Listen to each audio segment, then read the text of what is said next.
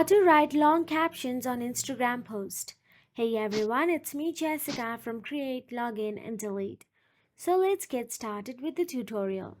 First of all, open the Instagram app on your mobile device and make sure you are logged into your Instagram account.